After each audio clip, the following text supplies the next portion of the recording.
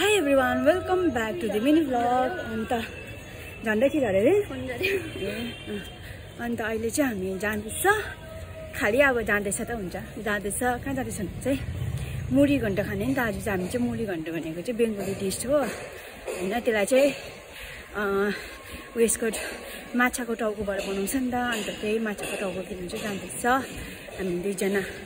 गरममा पुरा उलाई नै अस्ति बनाइकन खुवाएको थिएँ मैले हैन अन्त उसलाई नि मिठो लागेर नि त अन्त फेरि खाने हामी म त भात त खान्छ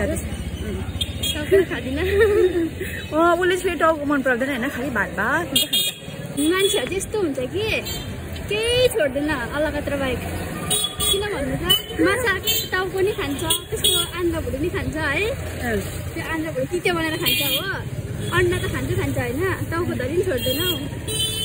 तर खान्छ त टाउको खानु राम्रो हैन के भन्छ यस्तो हुन्छ नि हामीहरु मान्छेहरु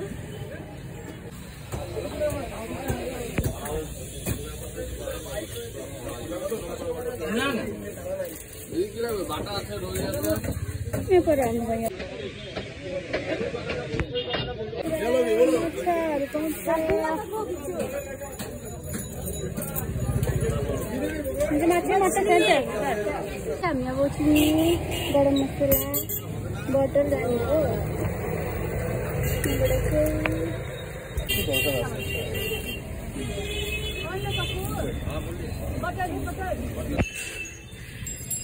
अन्त अब चाहिँ हामी फर्केको अहिले तपाईहरुलाई पनि देखाउँछ हामी चाहिँ मुरी घन्टा बनाएर अन्त कान्छीले रिभ्यू भन्छ कस्तो मैले पकाएँ भनेर चाहिँ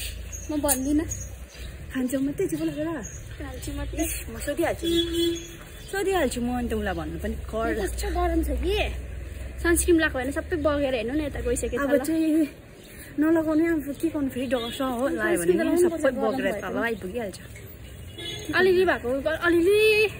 जाडो महिना आएर सेतो भएको गर्मी आएर फेरि कालो हुने रहेछ सनस्क्रिन दल्दा हुन्छ कहीँ जानु पर्यो भने